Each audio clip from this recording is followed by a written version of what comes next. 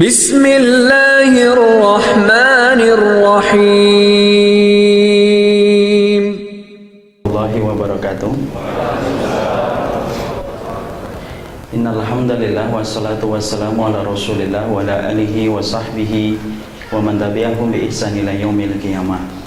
Bapak dan Ibu yang semoga Allah rahmati dan Allah berkahi, alhamdulillah kita bersyukur kepada Allah atas segala kenikmatan yang Allah sempurnakan kepada kita, terutama kenikmatan yang besar yang kita rasakan dan kita kecap, yaitu adalah kenikmatan ketika Allah memberikan rezeki, di mana saya membicarakan bukan rezeki emas dan perak, tetapi yang kita rasakan adalah rezeki ilmu, sehingga dalam kesempatan hari ini kita dipertemukan dan dipersuakan di taman surga, supaya hati kita dan sanubari kita mendapatkan tetesan embun kebenaran yang disampaikan oleh Allah dari arsy-Nya, dan disampaikan penduduk surga yang hidup 63 tahun dalam kehidupan manusia. Inilah rezeki yang besar yang Allah berikan kepada kita, mengalahkan rezeki emas ataupun perak, karena pada hakikatnya emasmu dan perakmu tidak akan bermanfaat ketika kita sakaratul maut dan berpindah ke alam kubur. Tetapi ilmu yang benar yang merujuk kepada apa yang disampaikan oleh Nabi adalah perkara yang sangat bermanfaat sampai ketika kita menutup mata, terbujur kaku di liang kubur, maka sesungguhnya ilmu itu akan merupakan perisai untuk melindungi kita dari azab kubur, dan merupakan timbangan yang paling berat ditimbang oleh Allah, yaitu adalah ketika kita memiliki ilmu sebelum kita beramal, berkata dan berbuat dalam kehidupan kita. Inilah yang menjadikan kita betul-betul bersyukur. Tidak ada yang memberikan kenikmatan kita berkumpul dan bersua di majelis taman surga kecuali adalah Allah Subhanahu wa Ta'ala. Tentunya saya syukurnya lebih besar karena saya bersyukur mendapati jamaah yang insya Allah bersabar menunggu ustadznya yang terlambat. Jadi qadarullah saya sudah berangkat dari jam 11, tapi apalah daya, jam 11 itu tidak cukup perjalanan dari Cibubur ke tempat ini. Tapi mungkin Allah sudah mempersiapkan itu, pasti Allah sudah mempersiapkan, karena Allah tahu jamaahnya insya Allah adalah jamaah yang bersabar, makanya dibuat terlambat di perjalanan. Jamaah yang semoga Allah rahmati dan Allah berkahi, ada sebuah kisah nyata yang menyentuh, yang sampai hari ini saya tidak pernah mampu melupakan setiap baris yang saya baca di salah satu blog pribadi dari seorang muslim yang memutuskan untuk hijrah dari pekerjaan beliau yang syubhat dan pekerjaan beliau yang haram, sampai akhirnya beliau meninggalkan pekerjaan yang syubhat semata-mata karena Allah, dan beliau berusaha untuk istiqamah setelah beliau mendapatkan petunjuk dari apa yang menjadi kegelisahan beliau ketika beliau bekerja. Kisah ini saya baca 3 tahun atau 4 tahun yang lalu, tetapi sampai hari ini membekas kepada saya dan sering saya sampaikan berulang-ulang dalam setiap kesempatan mengisi kajian, yaitu adalah perjalanan seorang manusia yang asalnya bersentuhan dengan riba. Lama dia bergelut dengan riba sampai akhirnya terjadi pergejolakan di dalam hatinya antara tetap bekerja pada tempat tersebut atau meninggalkan. Lama sekali terjadi pertentangan di dalam hatinya, sampai Allah memberikan kepada beliau sebuah peristiwa besar yang merubah arah kehidupannya dan kompas kehidupannya. Apa peristiwa yang Allah berikan sampai peristiwa itu merubah arah kehidupannya? Yaitu adalah ketika beliau ditakdirkan menjumpai ibu dan bapaknya masih hidup ketika beliau dalam keadaan sudah bekerja. Sampai satu waktu ketika dia mendapati musibah, bapaknya mengalami sakit yang menyebabkan koma yang sekian lama tidak kunjung sembuh dari koma yang begitu panjang.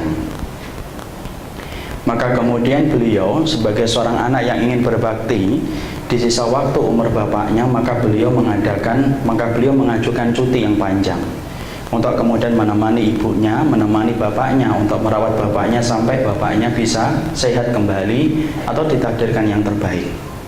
Sampai kemudian ketika beliau menunggu bapaknya lama, bapaknya tidak kunjung bangun dari siuman, dari koma yang panjang. Sampai satu waktu ditakdirkan tiba-tiba bapaknya bangun dari koma. Lalu kemudian ternyata ketika bapaknya bangun dari koma, ternyata bapaknya tidak meminta apapun kepada sang anak dan tidak berbicara apapun kepada sang anak. Sang ayah hanya meminta kepada anaknya, "Nak, bapak minta es krim 1 condong. Kalau memang kamu berkenan, tolong belikan saya es krim supaya saya menikmati es krim, karena bapak tiba-tiba ingin makan es krim." Sebagai seorang anak yang sedang menunggu bapaknya, di mana beliau tidak mengerti tentang kesehatan dan medis, maka bergegas beliau kemudian menelpon dokter yang saat itu tidak berada pada samping bapaknya. Dan sang dokter memberikan jawaban kepada beliau, berikan saja es krimnya, kamu suapin, bapak suapin, kemudian sampai beliau merasa nikmat dengan es krim yang dia minta. Bergegas sang anak kemudian membelikan es krim, bergegas dia menyuapi bapaknya, satu persatu suapan masuk ke dalam mulut bapaknya, sampai satu contong es krim itu habis. Setelah kemudian habis, bapaknya berbicara sebentar. Kemudian lama-lama suara bapaknya semakin melemah, dan kembali lagi bapaknya koma setelah makan es krim satu contong. Kemudian bapaknya kembali koma dengan koma yang panjang, sampai akhirnya ternyata bapaknya tidak bangun dari koma dan akhirnya ditakdirkan untuk meninggal dunia. Ketika kemudian sudah meninggal dunia, terjadi perubahan besar yang luar biasa dalam kehidupan sang anak. Mungkin kalau kita yang melihat kejadian itu mungkin tidak membekas apapun kecuali kita meratapi dan bersedih atas kematian ayah kita. Tapi ternyata ini versinya beda bagi beliau sebagai pelaku di dalam cerita ini.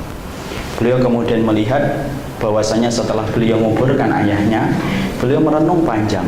Di antara perenungan yang beliau dapatkan adalah, Masya Allah ya, ternyata bapak saya, rezeki yang terakhir yang ditentukan oleh Allah kepada beliau itu adalah es krim.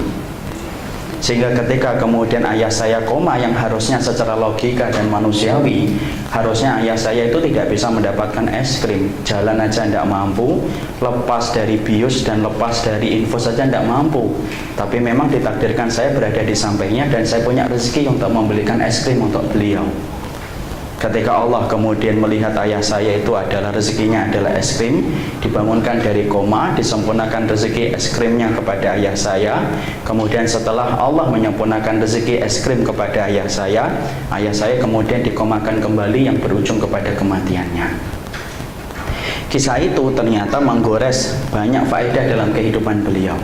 Kemudian beliau berkata di dalam blog yang beliau tuliskan kisah nyata itu, di saat itulah saya sadar bahwasanya ternyata urusan rezeki itu bukan saya dan bukan siapapun yang mampu mengatur rezeki untuk saya. Tapi disitulah saya paham bahwasanya rezeki itu memang sudah ditentukan oleh Allah. Dimanapun saya bersembunyi, di balik tembok yang sangat tebal, di balik lorong yang sangat dalam, kalau memang itu adalah rezeki saya, maka itu pasti akan datang. Bahkan kalau Allah menakdirkan saya mendapatkan rezeki 1 miliar, walaupun saya dalam keadaan sedang berada di bawah sumur, kalau memang rezeki 1 miliar itu saya dapatkan, pasti Allah akan berikan kepada saya dengan berbagai macam cara. Jadi tidak perlu bagi saya untuk merisaukan apa yang telah dijamin oleh Allah, tetapi yang perlu saya risaukan adalah perjalanan saya nanti di akhirat ketika itu belum dijamin oleh Allah. Maka sejak saat itu, maka kemudian beliau meninggalkan pekerjaan yang syubhat dan haram, di mana beliau butuh perjalanan yang sangat panjang sampai mendapatkan kisah nyata itu terjadi dalam kehidupan beliau, dan akhirnya beliau mantap dan meninggalkan pekerjaan yang syubhat dan haram. Sampai hari ini beliau betul-betul tidak lagi bersentuhan dengan riba. Apa yang ingin saya sampaikan dalam peristiwa ini ketika saya menyampaikan yang pertama, yaitu adalah inilah yang disebut dengan perjalanan hidayah. Karena ternyata hidayah itu adalah sebuah proses bagi kita untuk mendapatkan kebaikan agama dan kebaikan akhirat, disebabkan ketika kita mendapatkan petunjuk. Dan sesungguhnya tidak ada keberuntungan yang paling besar kecuali keberuntungan ketika orang itu mendapatkan hidayah. Bahkan dikatakan oleh Syekh Abdurrahman As-Sa'di rahimahullahu ta'ala, sesungguhnya manusia tidak ada yang paling dia butuhkan dalam kehidupan ketika dia beribadah kepada Allah, kecuali kebutuhan yang paling besar itu adalah bagaimana dia mendapatkan hidayah. Karena dengan hidayah menjadikan seseorang itu gampang untuk menggenggam kebenaran, dan gampang dia mengetuk pintu surga ketika dia sudah mendapatkan hidayah dalam kehidupan dia beribadah kepada Allah. Makanya akhirnya kita faham bahwasanya doa yang paling banyak kita sebutkan di dalam Al-Quran itu apa? Bukan doa keselamatan, tetapi doa yang paling sering kita panjatkan dalam keseharian kita beribadah kepada Allah, yaitu adalah doa meminta hidayah.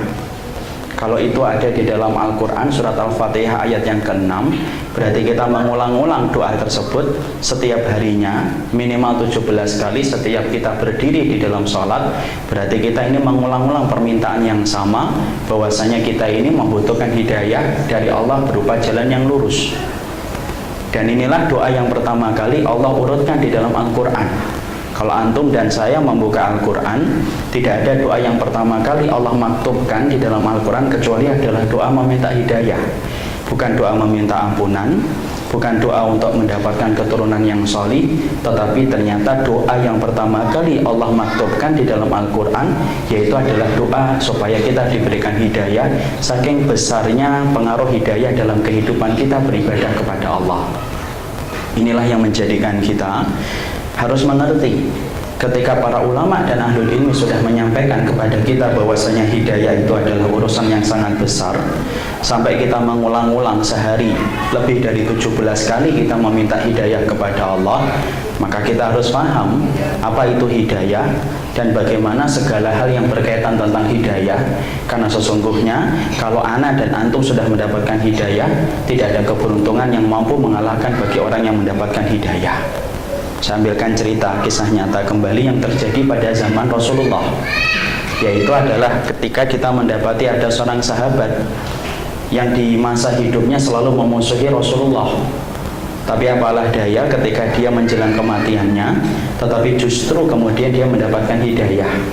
Kemudian sahabat itu masuk Islam, tidak sampai 24 jam dia hidup di dalam Islam, sampai akhirnya dia belum melaksanakan sholat, disebabkan dia saat itu belum datang masanya sholat. Maka saat itu sedang terjadi peperangan. Ketika sahabat tersebut bertanya apakah saya perlu untuk melaksanakan sholat, para sahabat yang lainnya termasuk diantaranya Abu Hurairah menjawab belum, karena belum masuk waktunya sholat. Apa yang harus saya lakukan padahal saya baru saja bersyahadat kepada Allah dan Rasulnya? Maka para sahabat berkata kepada beliau, bantulah Nabi menegakkan kalimatnya ketika berperang di jalan Allah. Maka akhirnya kemudian sahabat tadi berperang, dan dalam peperangan beliau itu meninggal dunia. Sampai-sampai Abu Hurairah itu berkata, inilah penduduk surga yang keningnya belum pernah bersujud kepada Allah, tetapi dia ditetapkan oleh Allah sebagai penduduk surga dan berita itu dibenarkan oleh Nabi. Itulah hidayah kembali. Karena kalau kita sudah bicara hidayah, itu adalah bicara tentang sesuatu yang sangat besar. Perjalanan kita akan berat kalau kita tidak mendapatkan hidayah, dan perjalanan kita akan ringan betul ketika kita mendapatkan hidayah. Orang itu ketika mendapatkan hidayah, bagaikan dia itu pergi ke Pulau Seribu dengan naik kapal feri. Tetapi orang ketika tidak mendapatkan hidayah, sebagaimana dia pergi ke Pulau Seribu tetapi memakai sampan dan tidak ada mesin untuk mendorong kapal atau sampannya dia, lama dia akan sampai ke Pulau Seribu. Beda dengan orang yang ketika dia ke Pulau Seribu dengan naik kapal feri, begitu cepat dia sampai ke tujuan. Inilah pentingnya kita untuk kemudian memahami sesungguhnya hidayah bukanlah perkara yang kita pandang dengan sebelah mata, tapi hidayah adalah persoalan yang besar sampai seluruh para ahli ilmu sepakat tidak ada pokok yang paling penting di dalam doa kecuali adalah meminta hidayah kepada Allah Subhanahu wa Ta'ala. Maka dalam kesempatan kali ini kita kemudian harus mengerti terlebih dahulu. Ketika kita bicara tentang hidayah, banyak hal yang nanti akan kita bahas tentang masalah hal yang berkaitan tentang hidayah. Tapi sebelum kita membahas itu, ada beberapa poin yang penting untuk kita pahamkan dulu. Sebelum kita membahas tentang hidayah, pengertiannya semacam apa, bagaimana menjaganya, dan bagaimana kita bisa kehilangan hidayah, ada beberapa poin yang harus kita luruskan ketika kita bicara tentang pokok masalah yang bernama hidayah. Yang pertama adalah di antara kesalahan yang beredar di antara masyarakat adalah mereka mengatakan bahwasanya hidayah itu perkara yang ditunggu, sehingga kemudian ketika orang tidak bergegas di dalam ketaatan, selalu yang dia salahkan itu adalah hidayah. Ketika seseorang laki-laki ngajak temannya, ayo kita sholat yuk di masjid, maka dia akan berkata, enggak, saya belum mendapatkan hidayah. Sehingga kemudian yang dia salahkan bukan hawa nafsunya yang menghalangi dia beribadah kepada Allah di dalam sholat, tetapi yang dia salahkan justru adalah hidayah. Ketika dia mengatakan saya belum mendapatkan hidayah, Padahal ini perkataan yang fatal. Kalau kemudian kita menganggap bahwasanya hidayah itu bisa ditunggu dan hidayah itu bisa untuk diterima dengan cuma-cuma dan gratis tanpa ada usaha apapun, Masya Allah, maka sesungguhnya hidayah itu berarti lebih murah daripada secuil nasi. Karena kita saja kalau kita ingin mendapatkan secuil nasi saja kita bekerja. Kita ingin mendapatkan uang 500 perak, ada kaki yang harus digerakkan, ada tangan yang harus dikibaskan hanya untuk mendapatkan rezeki 500 perak. Kalau rezeki 500 perak, ada kaki yang digerakkan, ada kibas tangan yang harus diayunkan supaya mendapatkan untung 500 perak, mosok kita akan mengira bahwasanya hidayah itu lebih murah daripada uang 500 perak, di mana kita menunggu di dalam rumah lalu tiba-tiba akan mendapatkan hidayah sendiri. Ini merupakan kesalahan fatal disebabkan orang tidak pernah bersentuhan dengan satu pemahaman yang utuh dan benar ketika membicarakan tentang hidayah, sehingga yang disalahkan itu selalu hidayah.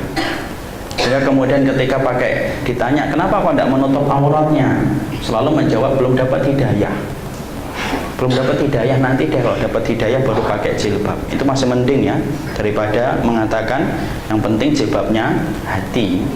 Kalau ada orang yang mengatakan jilbabnya hati, itu bilang sama dia, kalau pakai helm tidak usah pakai helm. Kalau ditangkap polisi bilang yang penting itu helmin hati, Pak. Ya, helm hati aja tidak ada kok jilbab hati ada. Bilang aja ke polisi, pasti polisinya semakin marah. Tapi di situ kita memahami ternyata banyak orang yang menyalahkan proses ketika dia tidak memahami ilmu, ketika dia tidak mau beramal, itu yang selalu dijadikan kambing hitam itu adalah hidayah. Padahal ketika kita memahami ini berarti kita telah menuduh Allah dengan tuduhan yang sangat buruk. Apa tuduhan yang kita berikan kepada Allah? Berarti kamu menuduh bahwasanya Allah itu pelit ketika membagi hidayah. Seakan-akan Allah itu berikan kepada seseorang tetapi tidak diberikan kepada orang lain. Padahal hidayah itu Allah berikan sesuai dengan keadilan Allah, dan setiap orang itu punya kesempatan yang sama untuk mendapatkan hidayah. Jadi tidak ada ceritanya orang yang meninggalkan ketaatan, meninggalkan ibadah, lalu dia sandarkan bahwasanya itu kesalahannya dan kambing hitamnya adalah hidayah. Bukan hidayah yang tidak kamu jemput, tetapi bukan hidayah yang tidak menjemput kamu, tetapi kamulah orang yang tidak mau menjemput hidayah datang dalam kehidupanmu. Ya, karena kita hanya mencari secuil nasi pun kita harus bekerja, apalagi ketika kita membicarakan tentang hidayah. Ini yang kita luruskan terlebih dahulu ketika kita bicara tentang hidayah. Yang kedua yang kita perlu luruskan ketika kita bicara hidayah, bukan berarti orang yang dapat hidayah itu tidak bisa hilang loh. Karena banyak orang yang merasa bahwasanya kalau sudah dapat hidayah itu nanti dia akan selamanya mendapatkan hidayah terus. Loh ya kata siapa? Orang yang mendapatkan hidayah itu akan terus-terusan dapat hidayah. Wong kita pakai baju aja bisa kotor kok, kita makan aja bisa lapar, kita minum bisa haus kembali setelah melalui proses yang panjang. Jangan kita kira bahwasanya orang yang sudah menggenggam hidayah itu berarti kemudian hidayah itu tidak akan hilang. Kata Imam Ibnu Qayyim, ini kesalahan fatal bagi orang yang ditiupkan bisikan setan. Sehingga kemudian orang sering ketika sudah mendapatkan hidayah, kemudian dia kendor upayanya untuk mencari kembali hidayah kembali. Setelah dia merasa sudah mendapatkan hidayah, dia merasa sudah hijrah, dia merasa sudah taubat, dia merasa sudah ngerti tentang sunnah, tapi dia lupa bahwasanya perjalanan hidayah itu bisa hilang. Berapa banyak Pak orang yang kemudian meninggalkan yang haram 2 tahun, 3 tahun, 4 tahun, 5 tahun asalnya istiqomah. Tahun yang ke-7 ketika semakin berat dia menyesal. Kenapa saya harus tinggalkan pekerjaan saya yang dulu? Kan akhirnya keadaannya menjadi susah. Tuh. Karena ternyata hidayah itu bukan berarti barang paten yang kemudian nempel sebagaimana kita memahat di tembok tidak akan hilang. Hidayah itu kayak menulis di atas pasir yang bisa hilang setiap waktunya. Makanya ada seorang sahabat kan bisa murtad. Siapa sahabat yang bisa murtad? Siapa sahabat yang murtad, ikhwan? Jangan ngeliatin saya bukan sahabat ya. Kalau dilihatin gini saya pengen minum, tapi tidak ada minuman di sini. Nggak, bercanda. Aduh, menunggu jeda tadi. Panitianya sensitif ini kelihatan. Sekarang saya tanya, siapa sahabat yang kemudian murtad? Siapa? Bal'am bin Ba'urah bukan sahabat. Bal'am bin Ba'urah itu hidup pada zaman Nabi Musa alaihi salam. Siapa? Sahabat yang kemudian murtad adalah Ubaidillah bin Jahsy, seorang sahabat yang kemudian menjadi menantunya Abu Sufyan. Ikut dalam peperang, ikut dalam hijrah ke Habasyah yang pertama, dan ikut dalam Habasyah yang kedua. Coba ikut ke Habasyah, padahal perjalanan para sahabat ketika pergi ke Habasyah perjalanan untuk menjaga iman, dan Ubaidillah bin Jahsy ikut dalam rombongan pergi ke Habasyah karena untuk menyelamatkan kondisi imannya dan kondisi istrinya Ummu Habibah yang merupakan putri dari Abu Sufyan. Jangan bilang ya tidak kenal Abu Sufyan ya. Jadi kemudian merupakan gembong orang musyrikun sebelum beliau masuk Islam, sampai akhirnya beliau masuk Islam. Siapa istrinya Abu Sufyan? Waduh, saya salah nanya kelihatannya. Hindun istrinya itu. Sehingga kemudian Ubaidillah bin Jahsy kemudian akhirnya pergi ke Habasyah, kembali lagi kemudian bertemu Rasulullah, kemudian pergi lagi Habasyah yang kedua ketika belum mendapatkan tempat hijrah yang tepat. Sampai akhirnya ternyata ketika Ubaidillah bin Jahsy berada di Habasyah, muamalah dia dengan orang-orang Nasara itu tidak terhingga, tanpa beliau memfilter dan tanpa beliau itu menjaga dirinya dari segala macam pengaruh yang bisa untuk mempengaruhi beliau. Apa yang terjadi? Yang terjadi adalah beliau akhirnya murtad ketika beliau tidak kuat untuk mempertahankan iman di Habasyah. Kesukaannya meminum khamar menjadikan Ubaidillah bin Jahsy sulit untuk menerima perintah untuk kemudian minum, untuk meninggalkan khamar, dan akhirnya berlanjut sampai akhirnya beliau menjadi murtad, pindah kepada agama Nasara setelah dia berusaha menyelamatkan iman pada Habasyah yang pertama dan pada hijrah Habasyah yang kedua. Itu loh yang untuk menunjukkan kepada kita, jangan sombong kalau hari ini kita sudah merasa sudah hijrah. Berapa banyak orang yang mengatakan saya sudah hijrah padahal tempatnya masih di situ di hadapan Allah. Karena apa? Karena terkadang setan itu mencoba menipu kita, dan tipuan setan adalah tipuan yang paling lembut. Orang akan berkata, setan berkata, sudah kamu sudah hijrah di sini saja. Padahal pada hakikatnya dia belum hijrah yang terlalu banyak. Dan belum tentu orang yang hari ini melaksanakan perjalanan ketika dia sudah menggenggam hidayah itu akan menjadi perjalanan dia sampai dia meninggal dunia. Kenapa? Susah. Menjaga hidayah itu lebih susah daripada mendapatkan hidayah.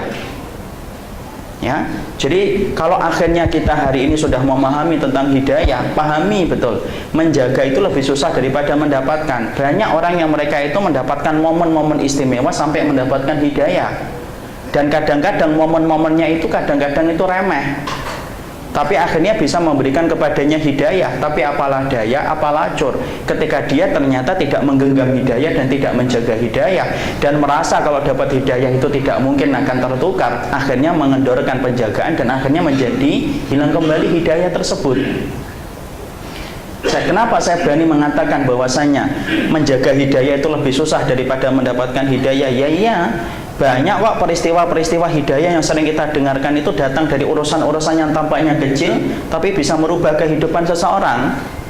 Di Bekasi, di Babu Taubah, Komplek Kemang Pratama yang saya tinggal di sana itu ada wanita yang tiba-tiba masuk Islam. Saya kemudian ditelepon pihak masjid, Ustadz ini ada orang yang mau masuk Islam. Standar di dalam masjid saya itu kemudian kalau ada orang yang masuk Islam ya tidak langsung kita terima, harus kita kemudian tanya dulu, bukan langsung diterima silahkan bersyahadat, enggak. Kita buka dialog dulu. Kita dengan dialog itu kita menginginkan kalau ada kesalahan niat kita luruskan kembali. Ketika saya bicara sama beliau, ibu kenapa pengen masuk Islam, padahal beliau guru agama di sekolah terkenal Katolik di Jakarta, guru agama.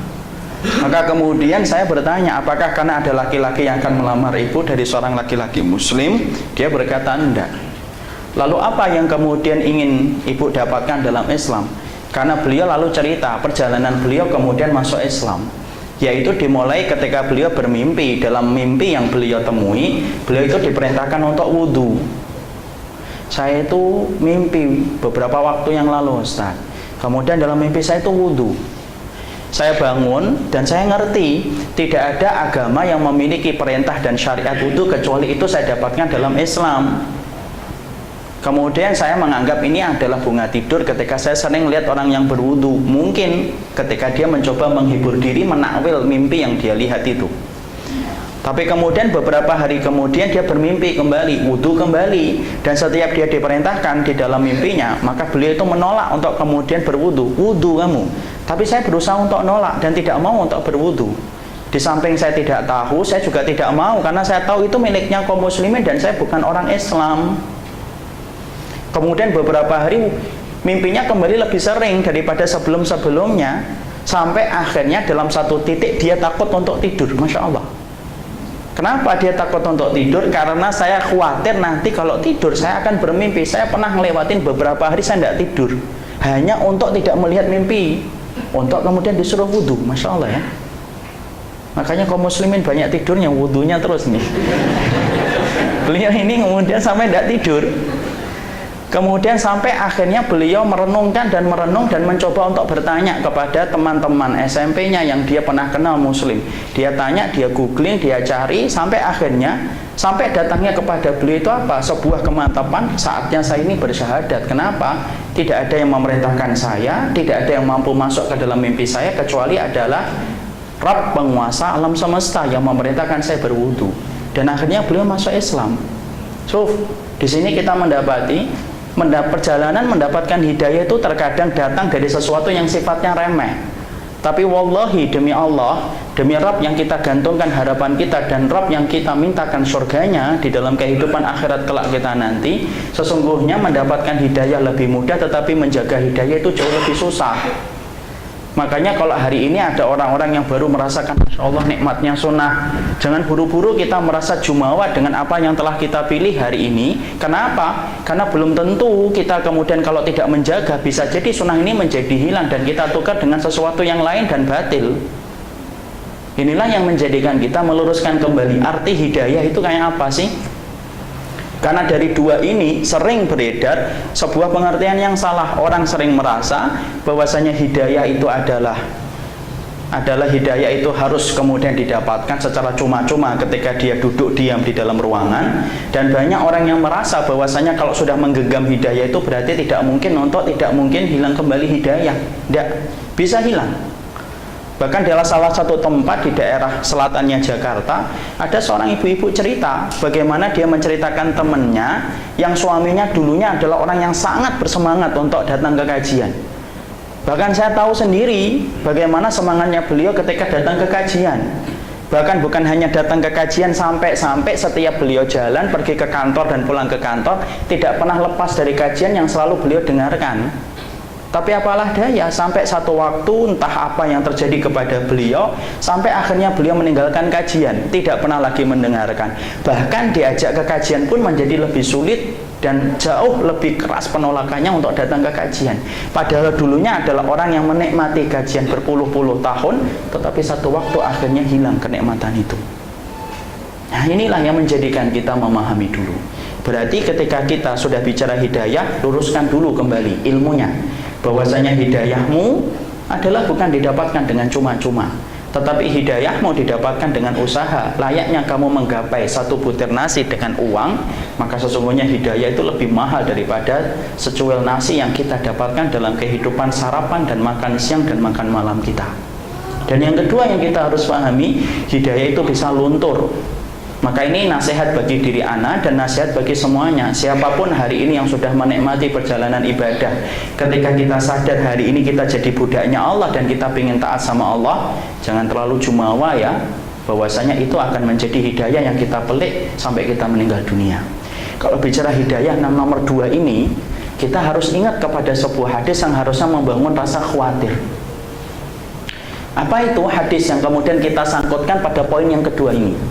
Yaitu adalah ketika Nabi mengatakan, fa inna ahadakum la ya'malu bi amali ahlil jannati hatta yakuna bainahu wa bainaha illa dira'un fayasbiqu alaihi alkitab fa ya'malu bi amali ahlin nari hatta yadkhuluha.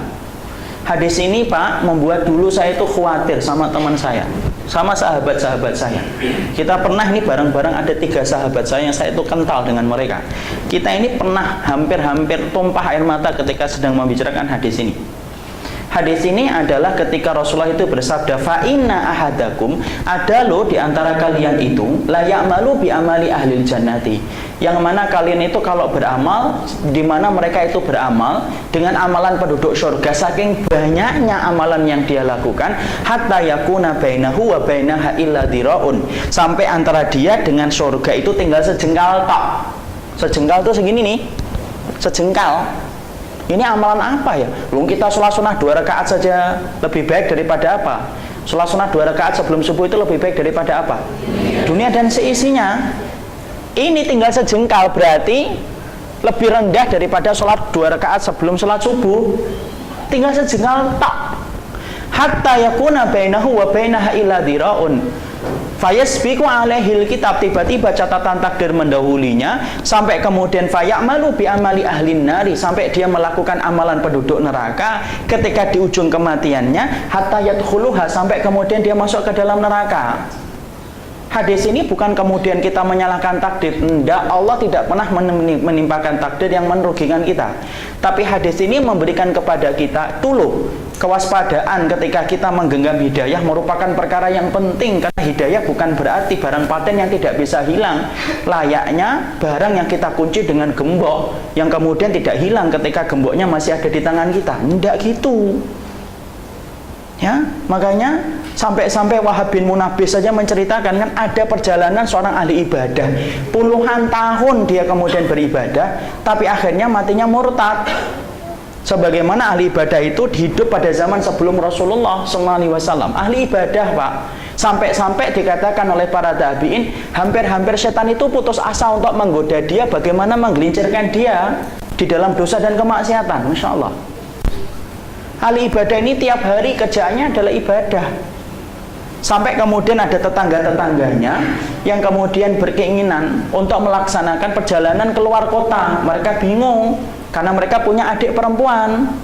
Mereka akhirnya apa? Sepakat, yuk kita titipkan kepada orang yang alim ini dan orang yang solih ini. Kenapa? Orang yang solih ini akan amanah untuk menjaga adik kita supaya adik kita terjaga. Apa yang terjadi? Asalnya orang alim itu berusaha keras untuk menampik dan menolak. Nggak, jangan dititipin ke saya. Tapi apalah daya, 3 pemuda itu betul-betul bertekad dalam tanda kutip keras kepala untuk menitipkan adik perempuan mereka kepada orang yang alim ini.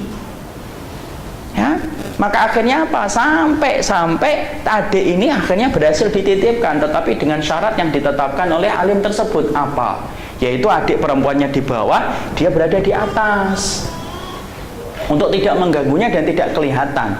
Setan ketika mendapati adik perempuan itu akhirnya berhasil dititipkan kepada orang yang alim ini, kata Wahab bin Munabbih rahimahullah ta'ala, maka Masya Allah, setan itu mendapatkan celah walaupun sedikit. Itu celahnya setan, dan setan itu sabar ya. Makanya kalau berdakwah tidak sabar itu kebangetan itu, kalah sama setan. Mau maling aja sabar kok, nyeterin rumah gitu. Anak buahnya ngomong, kapan bos kita maling? Sabar, itu maling. Setannya ini sabar. Makanya kemudian sampai akhirnya ketika berhasil dititipkan, maka kemudian cara laki-laki itu kalau mengirimkan logistik makanan kepada wanita yang dititipkan kepadanya gimana? Dari atas, saking ingin menjaga dari wanita. Di atas kemudian pakai tali di bawah. Sang perempuan kemudian membuka jendela, kemudian ngambil. Setan sabar. Setan itu kalau ingin menggelincirkan orang supaya tidak mendapatkan hidayah itu betul-betul sabar banget. Maka kemudian setan itu pelan-pelan membisikkan kepada dia, jangan langsung kemudian, ayo langsung datengin itu kamarnya langsung. Tidak gitu. Setan berusaha untuk kemudian mengatakan, mosok sih tega memberikan nasi, memberikan makanan dari atas, buat turun ke bawah, lebih manusiawi toh. Maka kemudian akhirnya sang laki-laki itu akhirnya nolak. Perasaan itu kemudian bergumul bergejolak di dalam hatinya. Ya tapi akhirnya diikutin pula. Oh iya, lebih manusiawi ya. Dia turun ke bawah, kemudian dia ketok, kemudian dia langsung pelincing lari ke atas. Karena tidak ingin ketemu setan. Dibiarkan dulu, sabar ya. Biarin dulu, tidak apa-apa. Dia biar merasakan dulu. Sampai kemudian akhirnya setan itu setelah sekian lama kayak gitu, setan kembali membisikkan, mosok sih kamu tidak pernah ngelihat orangnya? Ngelihat dikit supaya kamu ngerti orangnya. Lalu kemudian akhirnya apa? Iya ya, kok saya tidak salah kan, mau dititipin ke saya kan? Apa salahnya saya kemudian ngeliatin orangnya itu kayak apa? Gitu. Maka kemudian akhirnya apa? Diketok, dibuka, terbuka lah kemudian untuk melihat. Setan tidak langsung mengatakan, ayo masuk ke kamarnya. Enggak. Sudah biarin dulu. Lama setan membisikkan kembali. Mosok sih harus ngeliatin tok, diajak bicara. Wanita itu butuh untuk tempat bicara. Ngobrol. Apa akhirnya? Setelah itu dibiarkan sampai akhirnya apa? Waliyadzubillah, nasallallahu alaihi wasallam, sampai terjadinya zina. Sampai kemudian mengandung. Sampai akhirnya kalut dan bingung ahli ibadah tersebut. Dibunuh sang wanita bersama dengan janin yang dia kandung. Belum selesai, setan masih kemudian mengatakan, kamu kubur. Nanti kemudian kamu bilang kepada kakak-kakaknya bahwasanya ini pergi kabur karena tidak kuat ketika dititipkan kepada dirimu dengan aturan yang banyak. Dikubur. Kemudian dilapisi lantainya. 3 pemuda itu datang dan berkata, mana adik kami? Sang pemuda soleh itu berkata, adikmu telah kabur, tidak kuat dia berada di sini. Kemudian akhirnya 3 pemuda itu pulang. Lalu kemudian apa? Akhirnya kemudian pulang, mereka sudah yakin. Kenapa? Mereka tidak mendustakan apa yang diomongkan oleh orang itu. Kenapa? Mereka percaya. Sampai akhirnya setan itu pindah dari pemuda soleh ini, kemudian pindah kepada 3 pemuda ini, kemudian masuk ke dalam mimpi 3 pemuda yang menjadi kakak perempuan yang tadi dibunuh. Dijumpai itu kemudian apa dalam mimpinya? Adikmu itu nggak kabur, adikmu dibunuh, dikuburkan di salah satu bagian rumahnya. Cerita ini ada loh dalam kitab-kitab asar para salafus salih.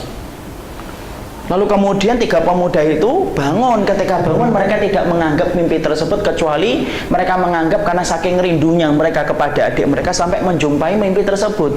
Tapi mereka kaget ketika satu dengan yang lainnya ternyata mimpinya sama. Akhirnya mereka penasaran, ayolah kita buktikan betul nggak tempat itu. Akhirnya mereka mengendap-endap, mereka perhatikan kapan orang yang soleh itu pergi dari rumah. Ketika kemudian dia pergi dari rumah, mereka masuk, mereka bongkar tempat yang mereka lihat dalam mimpi, dan ternyata benar apa yang mereka saksikan. Mereka melihat tulang belulang adiknya ada di tempat tersebut. Marahlah mereka bersama dengan seluruh warga. Diseret itu pemuda tersebut. Pemuda tersebut ketika diseret, dia itu hampir-hampir bertobat kepada Allah, menyesali atas apa yang dia lakukan. Tapi apalah daya, Allah nguji dulu. Di sini kita paham ya, kalau ada orang yang bertobat itu tidak dibiarkan gampang. Kadang-kadang kita ini sudah menganggap salah kalau tobat langsung gampang hidupnya. Kata siapa? Orang yang tobat itu justru akan dibuat sulit hidupnya oleh Allah untuk menguji apakah tobatnya adalah tobat jujur atau tobat mendusta. Maka betul-betul dia dipukulin ketika mereka geram mendapatkan orang yang soleh ini melakukan perbuatan yang tidak pernah mereka bayangkan, sampai membunuh, sampai kemudian dikuburkan di bagian rumahnya.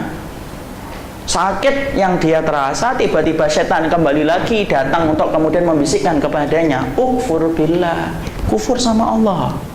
Nanti kalau kamu sudah kufur, nanti sesungguhnya aku akan bantu kamu supaya kamu itu kemudian mampu untuk keluar dari rasa sakit yang kamu derita, karena aku mampu menyembuhkan. Saat itulah tergelincir hatinya dan dia berkata, kafartu billah, saya kufur kepada Allah. Pada saat itulah malaikat mau datang untuk mencabut nyawanya tepat ketika dia kufur kepada Allah. Tuh lihat, ini loh yang namanya menggenggam hidayah itu susah, sulit. Makanya tadi saya katakan poin yang kedua yang ingin saya sampaikan, ayolah kita hari ini ketika sudah merasakan nikmatnya sunnah, nikmatnya akidah, jangan terlalu kemudian merasa besar hati sampai kemudian mengatakan, apalagi sampai membanggakan, alhamdulillah sudah hijrah saya. Nggak usah gitu, Allah yang sudah tahu kok. Supaya kemudian ketika kita tidak terlalu jumawa dengan perasaan yang kita miliki, kita terus berusaha untuk menjaga. Kenapa? Menjaga hidayah lebih susah daripada mendapatkan hidayah. Disitulah kita mengetahui 2 perkara yang berkaitan tentang hidayah, di mana itu adalah perkara yang sering salah ketika di dalam kehidupan kita memahami hidayah. Maka hidayah itu sekarang mari kita mulai bahas. Ya. Hidayah itu kemudian bagaimana kita memahaminya? Ya. Maka sesungguhnya hidayah pengertiannya. Hidayah itu secara bahasa disebut dengan kata rosyad atau al-irsyad, petunjuk. Itu secara bahasa. Ya, Secara bahasa adalah petunjuk yang sifatnya abstrak, maknawi, itu namanya hidayah. Jadi misalkan kasih saya petunjuk, tapi bukan petunjuk yang sifatnya kasat mata, tapi petunjuk yang sifatnya abstrak, itu namanya hidayah. Adapun secara pengertian istilah, kalau kita kembalikan kepada definisi para ulama, adalah petunjuk yang menjadikan kita mendapatkan kenikmatan di dalam ibadah dan mendapatkan posisi diridhoi oleh Allah, itulah hidayah. Jadi kalau secara istilah adalah hidayah itu apa? Petunjuk yang menjadikan kita akhirnya mendapatkan kenikmatan dalam ibadah dan akhirnya mendapatkan posisi diridhoi oleh Allah, maka itulah yang disebut dengan hidayah. Makanya rata-rata kalau perjalanan orang dapat hidayah itu apa? Pasti yang pertama kali terasa adalah hatinya, mulai terasa nikmat, kemudian sanubarinya merasa tenang, itu selalu terasa. Kemudian dia melakukan amal-amal soleh yang dulunya tidak pernah nikmat, jadi kemudian menjadi nikmat. Dan akhirnya ketika dia berusaha untuk menumpuk usaha, maka dia akan mencapai kepada posisi diridhoi oleh Allah Subhanahu wa Ta'ala. Itulah yang dinamakan hidayah secara pengertian istilah. Ya, jadi secara pengertian istilah, hidayah itu adalah sebuah petunjuk yang menyebabkan kita mendapatkan kenikmatan dalam ibadah yang kita lakukan ketika kita hidup, dan akhirnya mendapatkan posisi diridhoi oleh Allah di dalam petunjuk yang kita dapatkan. Maka itulah yang dinamakan dengan hidayah. Ya. Maka sesungguhnya kita kemudian mempelajari di mana Imam Ibnu Qayyim di dalam risalahnya, Risalah ila Imam Ibnu Qayyim, diterangkan sesungguhnya hidayah itu kedudukannya sebagaimana air.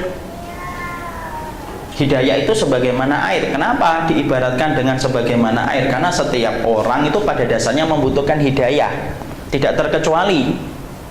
Sering sekali kita menganggap bahwasanya orang yang butuh hidayah adalah orang yang menjadi preman, bertato di perempatan jalan, orang yang suka minum khamr dan main perempuan, itu butuh hidayah. Tidak, semua orang itu butuh hidayah. Bukan hanya preman yang bertato, tetapi antum yang berjenggot dan kemudian antum yang mengamalkan sunnah pun membutuhkan hidayah. Kalau misalkan kemudian hidayah hanya dikhususkan kepada pria yang bertato dan peminum khamr serta pemain perempuan, maka sesungguhnya ihdinas siratal mustaqim tidak akan dibaca sama oleh setiap dari kita ketika sholat. Makanya kalau kita sudah bicarakan hidayah, itu hidayah ya kayak air, semua orang itu butuh. Coba kalau kita membicarakan air, air itu kan semua orang itu kan butuh dengan air. Ya, semua orang itu butuh dengan air. Entah antum miskin ataupun kaya, butuh air. Ganteng ataupun biasa, butuh air. Cantik ataupun rupawan, butuh air.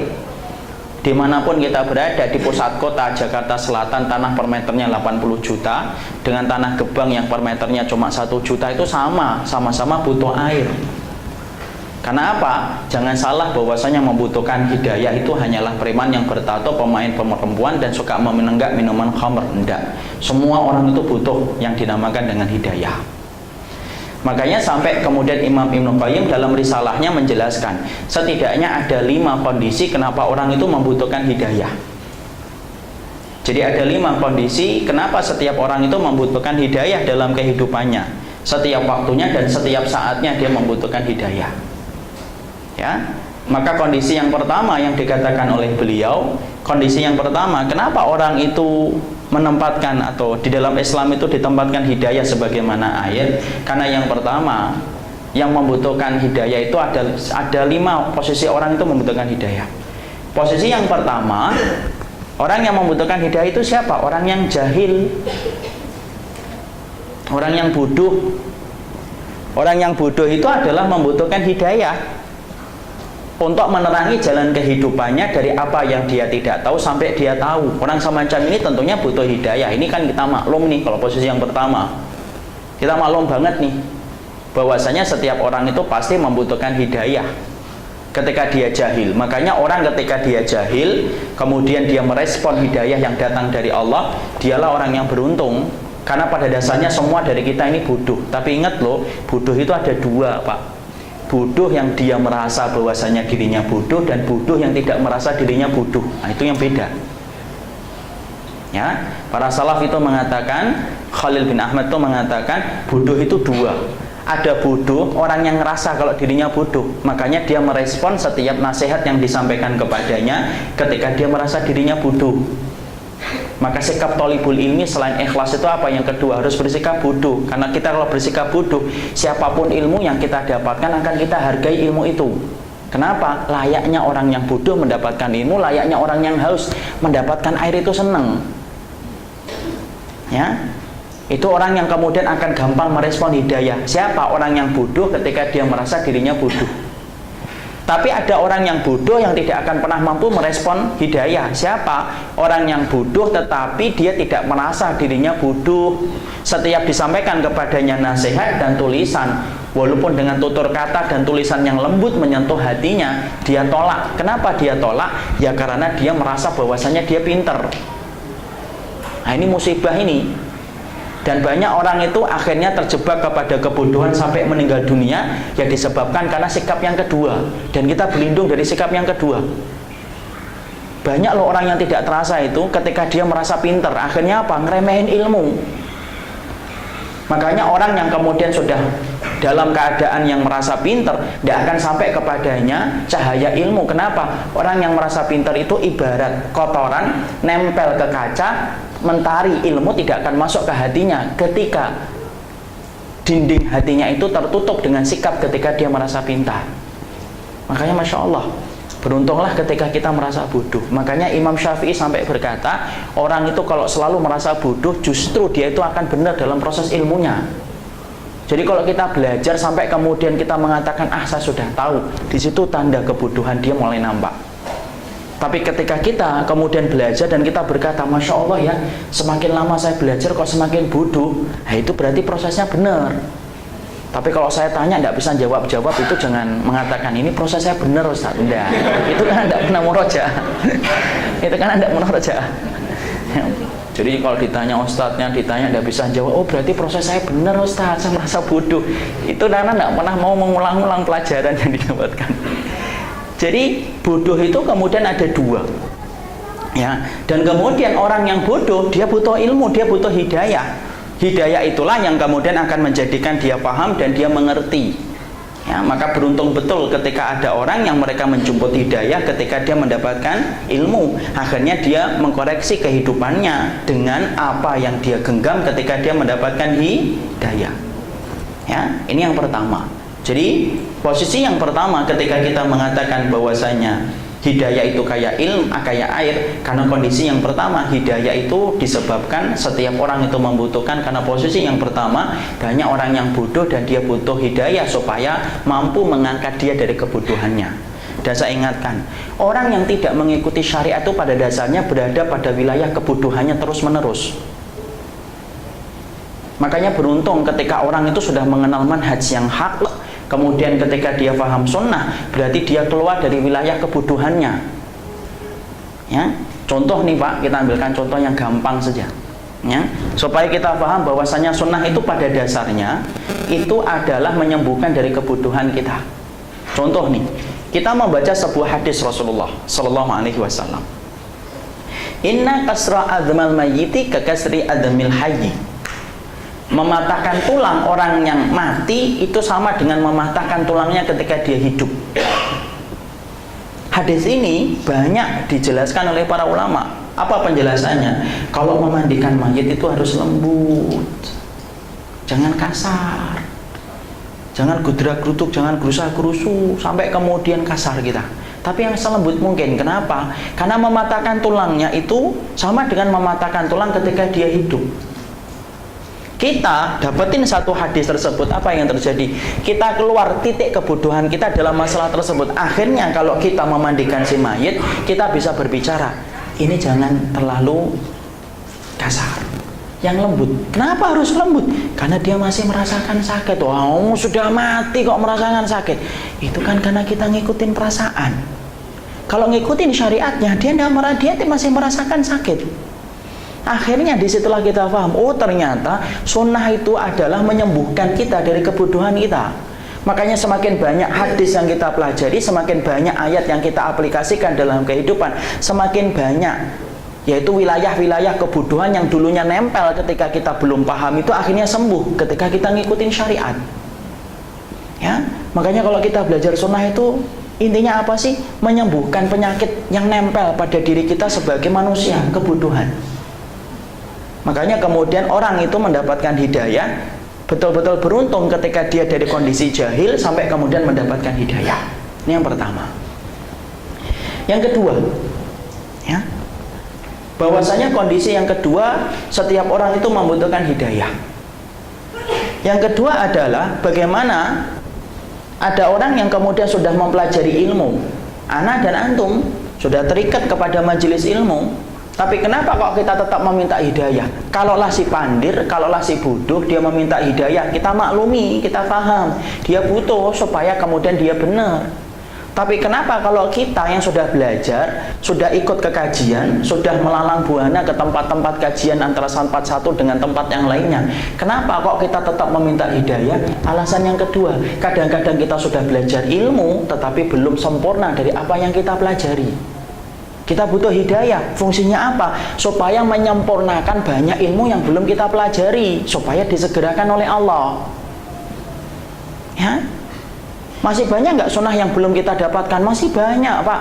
Masih banyak betul sunnah-sunnah yang hari ini belum kita kaji. Dan masih banyak ilmu yang disampaikan oleh Nabi dan para sahabat yang belum kita tuntaskan dalam kehidupan kita. Makanya hari ini ketika kita sudah mulai belajar, sudah mulai dengar, sudah mulai datang ke kajian, jangan pernah merasa bahwasanya kita telah menggenggam seluruh ilmu yang datang dari Nabi. Belum, perjalanan kita ini masih panjang. Kenapa? Perjalanan mencari ilmu, perjalanan yang tidak ada ujungnya. Makanya setiap kita belajar, terus akan menguak kebodohan kita, dan semakin kita ngerti, semakin kita akan paham ternyata banyak sekali yang belum kita pelajari.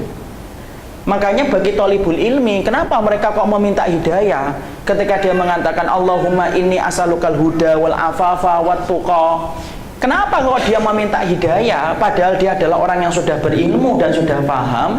Tidaklah dia itu meminta hidayah ketika dia sudah belajar, karena ilmunya saya dan ilmunya antum, bapak-bapak dan ibu, yang hari ini kita pelajari itu belum semua dari apa yang harusnya kita pahami. Makanya banyak kan ada orang yang kadang-kadang ngerti tentang sholat, sunnah, tapi tidak ngerti dia dalam masalah muamalah yang benar. Kadang-kadang dia ngerti bagaimana kehidupan rumah tangga yang benar, tapi belum tentu ngerti bagaimana dia berzikir yang benar. Masih banyak hal yang kadang-kadang belum kita pahami di dalam syariat ini ketika kita menjadi pengikutnya. Kita minta hidayah. Kenapa kita minta hidayah? Supaya disegerakan atas apa yang kita belum pelajari, supaya kemudian kita cepat menguasai apa yang harusnya kita pahami, supaya tidak sampai salah jalan kita. Karena banyak orang yang mereka itu ya banyak salah jalannya. Dia sholatnya dia lakukan, puasanya dia kerjakan, hajinya dia kerjakan, tapi tidak ngerti tentang masalah misalnya bid'ah. Dia tidak ngerti masalah bid'ah. Akhirnya apa? Rajin sholat, rajin puasa, tapi juga tidak sadar dia melakukan pekerjaan yang seharusnya ditinggalkan, yaitu adalah perkara yang tidak dicontohkan Nabi. Tapi kalau kita lihat, dia belajar, dia baca kitab, tapi apalah daya perjalanan dia ketika mencari ilmu baru separuh perjalanan, dan banyak sekali ilmu yang belum kita pelajari. Inilah yang menjadikan akhirnya kalau belajar itu yang memang harus dalam keadaan lapar, tidak pernah kita merasa kata kenyang. Makanya para ulama itu sampai gurunya aja sampai ratusan mereka. Kenapa? Saking mereka butuhnya kepada ilmu. Kita kalau bukan karena hidayah Allah yang tidak akan sempurna. Kita pingin walaupun hari ini sudah membaca kitab, datang ke kajian, saya sudah ngikutin kajian tafsir, saya sudah ngikutin kajian akidah. Kalaupun kamu sudah mengikuti itu, belum tentu kamu mengetahui semua persoalan yang berkaitan tentang sunnah. Saking luasnya ilmu yang Allah turunkan dalam kehidupan kita. Belajar dan mintalah hidayah ketika kamu belajar, supaya ilmu yang tidak kamu ketahui segera kamu ketahui. Itu yang namanya hidayah. Makanya orang yang kemudian menuntut ilmu sama butuhnya dengan preman yang bertato peminum khamr, sama butuhnya dengan dia untuk membutuhkan hidayah.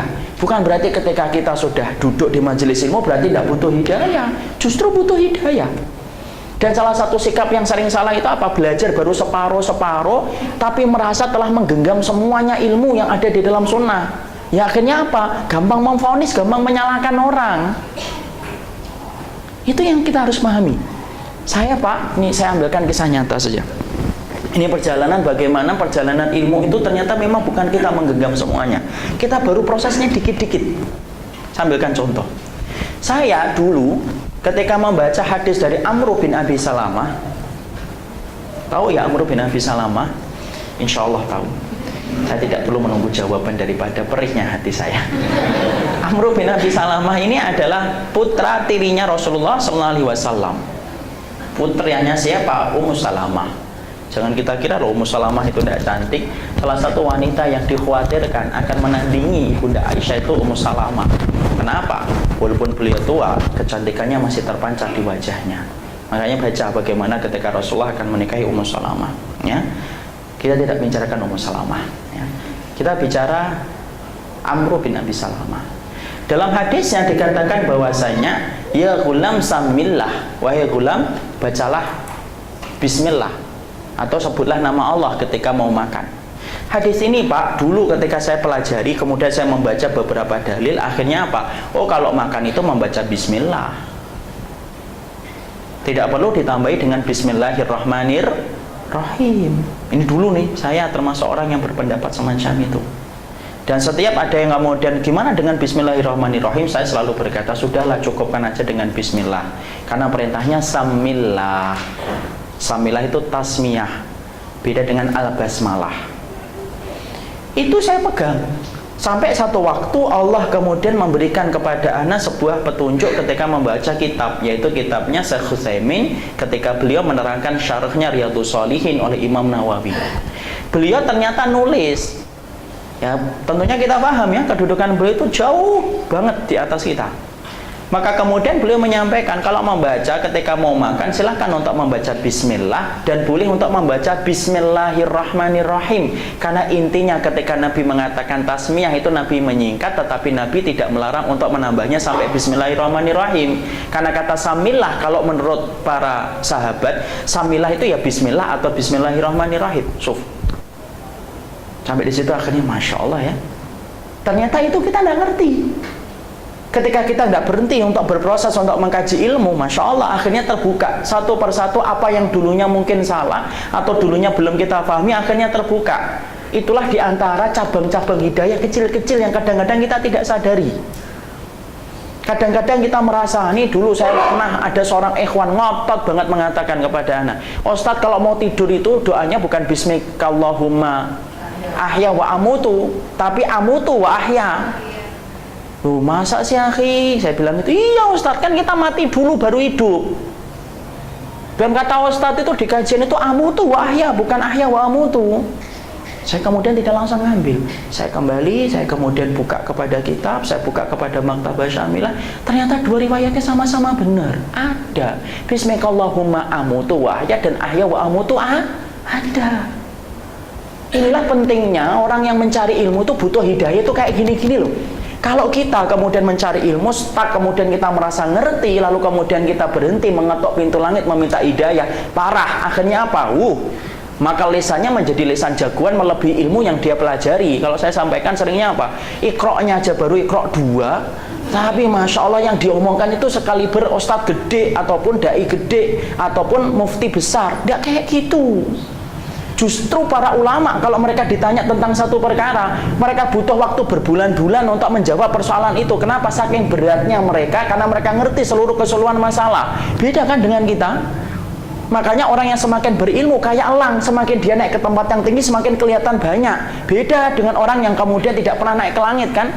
Dia akan berkata ini ruangannya cuma segini, cuma segini. Coba kalau dia naik ke tempat yang tinggi, oh ternyata ada 2 tingkat dia.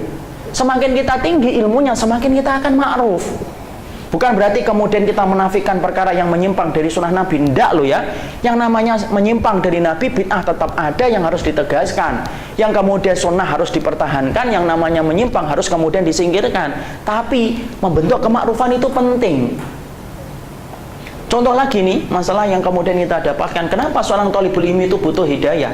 Dulu, saya termasuk orang yang paling tegas kalau kemudian ditanya, kalau sudah tasyahud itu harus begini, bergerak-gerak. Kenapa? Saya merujuk kepada salah satu kitab yang saya baca, menjadi rujukan pertama ketika saya membaca tentang masalah sifat salat Nabi.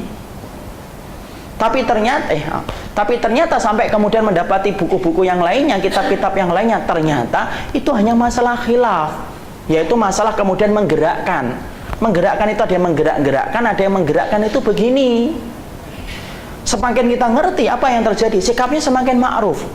Sebagaimana saya dulu beranggapan bahwasanya ketika kita habis i'tidal itu kita kan i'tidal, habis rukuk kan i'tidal. Kan sikapnya ada dua. Ada sikap yang pertama begini, ya kan? Sikapnya namanya apa ini namanya? Namanya qabd. Sikap yang kedua lurus, namanya irsal. Dulu saya termasuk orang yang beranggapan enggak, harus irsal, harus lurus. Ya kan nanti berpegang kepada satu kitab yang saya baca menjadi referensi pertama ketika saya membaca sifat sholat Nabi. Ternyata Masya Allah saya mendapati sebuah kitab yang luar biasa dari Syekh bin Baz rahimahullahu ta'ala. Beliau menjelaskan itu tuh sebenarnya perbedaannya hanya perbedaan satu hadis, tetapi maknanya bisa berbeda. Dari riwayatnya Wa'il bin Hujr apa? Bahwasanya Nabi ketika habis rukuk kembali kepada posisi pertama. Posisi pertama itu gimana? Nah itu para ulama beda. Posisi yang pertama itu namanya, posisi pertama di dalam sholat itu ada yang mengatakan ya posisi sebelum sholat, lurus, posisi awal. Jadi Nabi itu kalau habis rukuk kembali ke posisi awal. Lah, posisi awal ini para ulama beda-beda. Nah, ada yang mengatakan posisi awal itu lurus sebelum kita sholat. Ada yang mengatakan salah satunya Syekh bin Baz yang namanya posisi awal sebelum rukuk ya posisi awal ketika dia sedekap. Kan dia sedekap kan sebelum dia rukuk. Itu perbedaannya cuma di situ tok. Dan ternyata khilafnya menjadi khilaf yang panjang.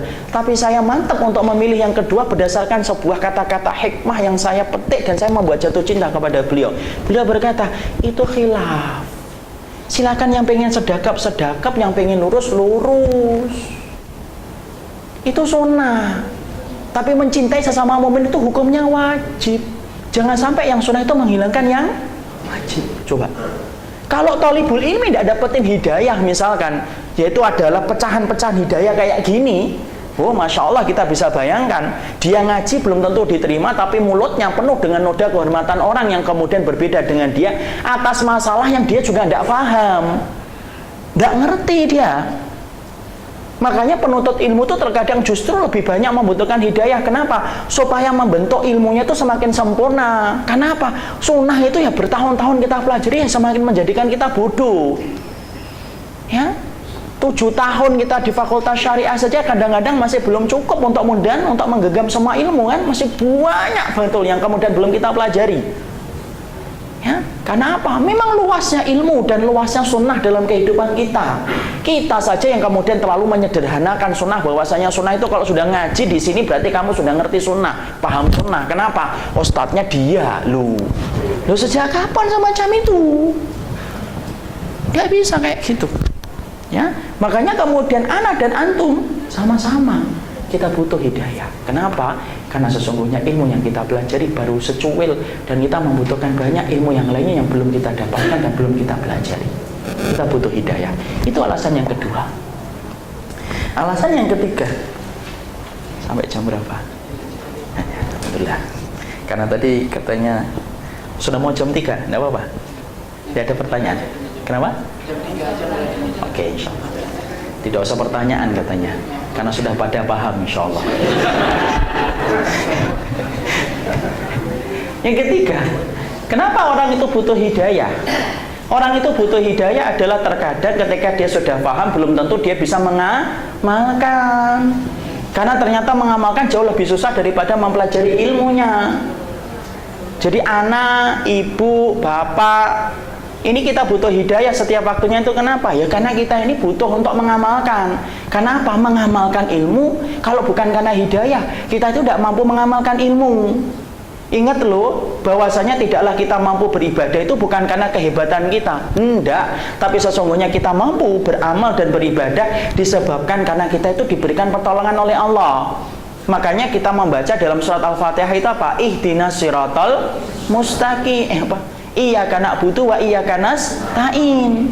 Kenapa kita membaca iyyaka na'budu wa iyyaka nasta'in? Padahal antum perhatikan, kata ibadah, kepadamu ya Allah kami beribadah dan kepadamu kami meminta pertolongan. Padahal kalau antum membaca, kata ibadah itu salah satunya meminta pertolongan sama Allah. Kenapa kok seakan-akan disebutkan 2 kali? Seakan-akan saya ingin makan padang, saya makan rendang. Itu kan sama aja, namanya padang ya rendang. Kenapa sampai disebutkan 2 kali? Kami beribadah kepadamu ya Allah, dan kami meminta pertolongan kepadamu.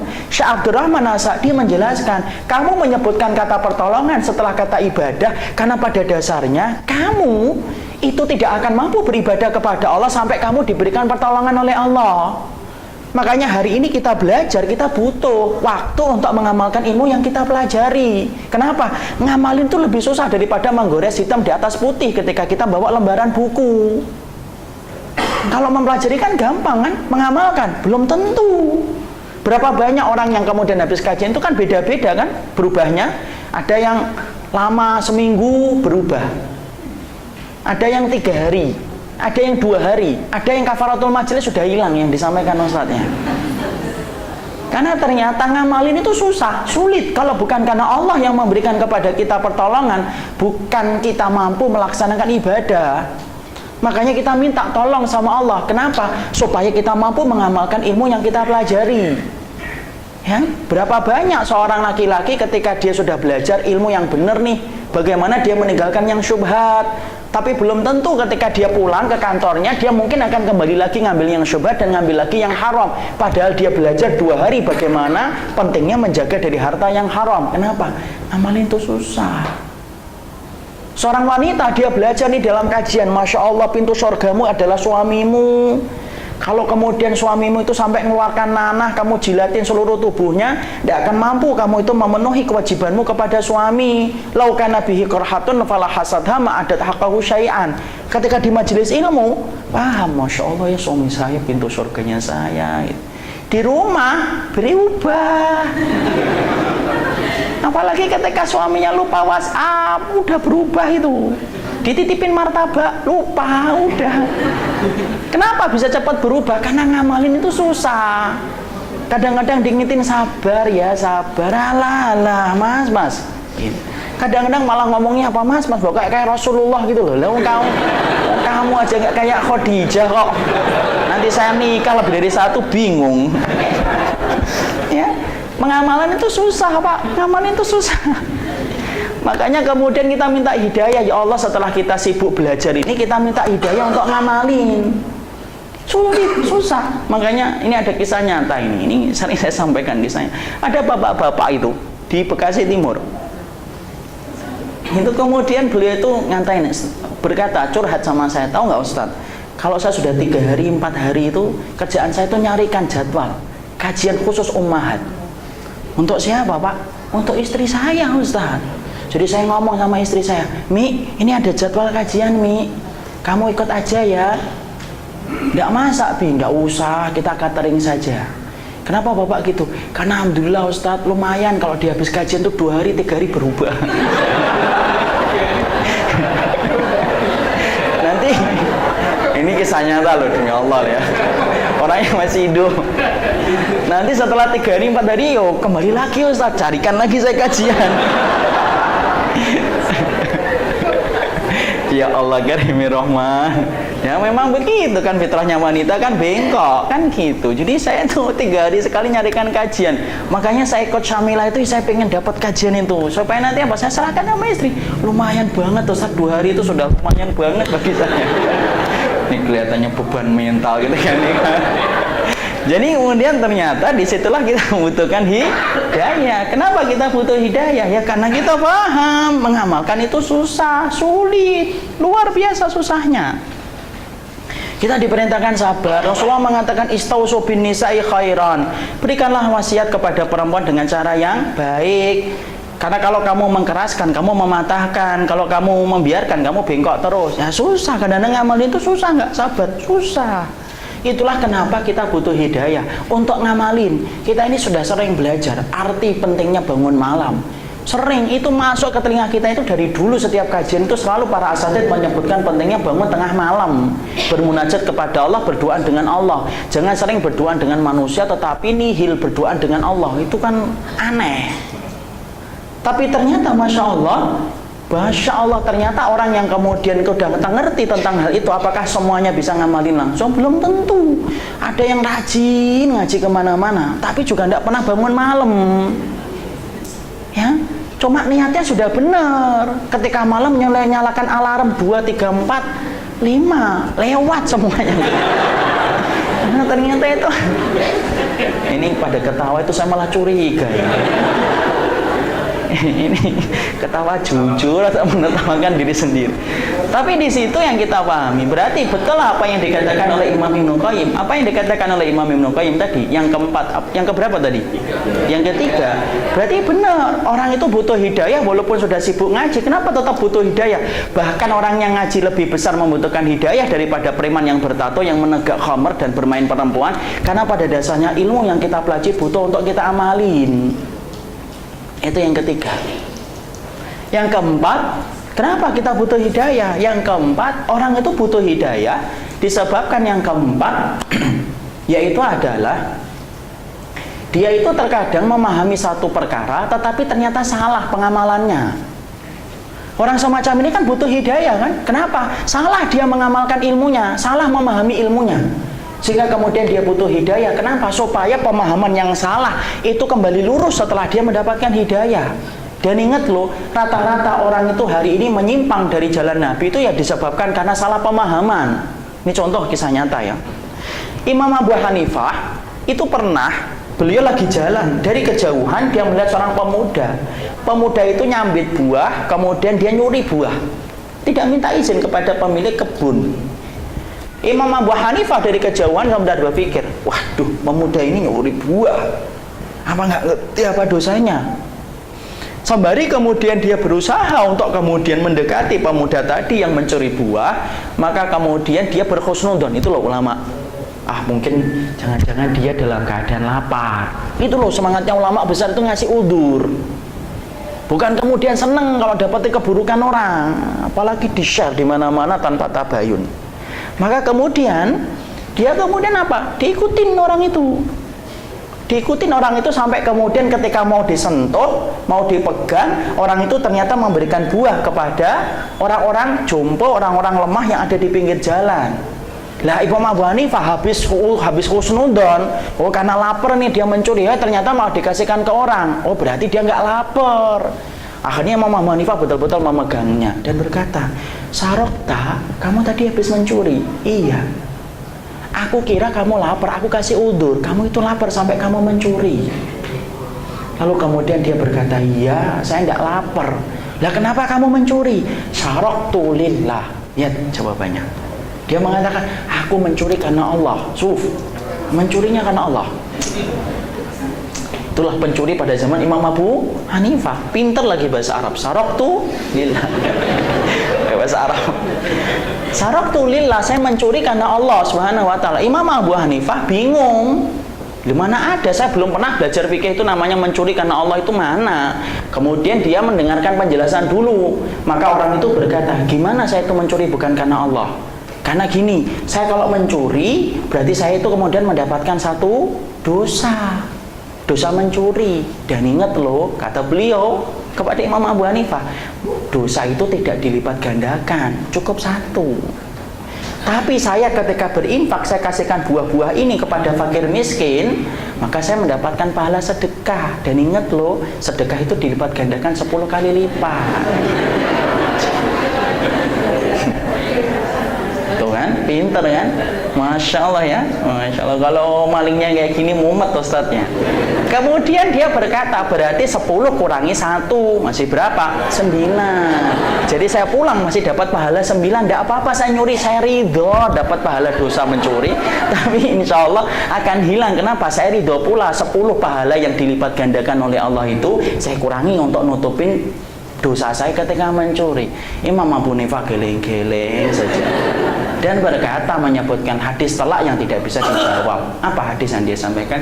Innallaha thayyibun wa la yaqbalu illa thayyiban. Allah itu thayyib, Allah itu baik, tetapi Allah tidak pernah menerima kecuali yang baik. Jadi kamu ketika mencuri tidak akan diterima oleh Allah. Kenapa? Datang dari sesuatu yang buruk. Tipe orang kayak gini itu banyak nggak di zaman kita? Banyak, Pak.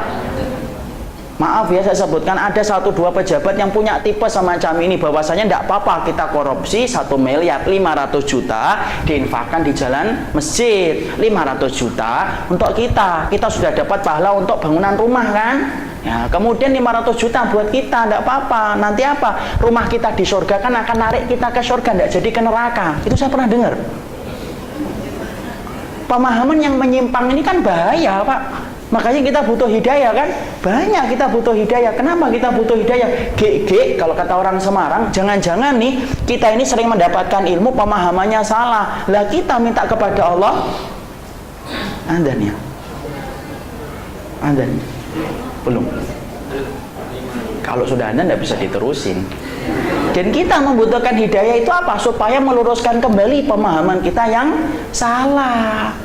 Jadi inilah pentingnya bagi kita untuk memahami, Masya Allah. Jangan kamu anggap remeh bahwasanya orang yang sibuk dalam kajian itu bukan berarti tidak membutuhkan hidayah. Justru butuh hidayah. Kenapa? Salah satu alasannya supaya pemahaman yang salah itu diluruskan. Ya. Hari ini banyak kan pemahaman yang menyimpang kan. Orang yang datang ke dukun tidak mau disebut dengan orang yang datang ke dukun. Dia mengatakan apa? Kami tidak syirik kok. Mau datang ke dukun itu sebagaimana kita berlindung dari hujan dengan menggunakan payung. Dukunnya itu kayak payung buat kita. Itu pernah saya dengarkan langsung. Karena dukun itu ketika ada yang datang, ini ada orang yang nanya sama saya tuh datang ke paranormal, Ustaz. Paranormalnya bilang gini sama saya, Pak, saya ini bukan dukun ya Pak. Ya terus apa? Ya gini loh Bapak, kalau hujan itu Bapak melindungi tubuhnya dengan apa? Payung. Supaya apa? Nggak kena hujan. Ya saya itu payungnya Bapak. Ya anggap aja saya payung. Orang itu tanya sama saya, padahal yang namanya dukun tetap dukun. Pemahaman yang menyimpang kayak gini tuh banyak, luar biasa. Dan inilah yang menjadi sebab kerusakan kita di dalam agama ketika mendapatkan pemahaman yang menyimpang. Makanya kita khawatir nih, kalau kemudian kita belajar berhenti pada satu proses, stuck, kemudian tidak melanjutkan proses itu, yang kita khawatirkan ini loh yang akan menjadikan akhirnya kita, Masya Allah, rusak agama kita disebabkan pemahaman yang menyimpang. Makanya rata-rata musibah itu apa? Kalau orang sudah taklid buta itu musibah, susah nerima pembenaran. Kalau bukan datang ustadznya.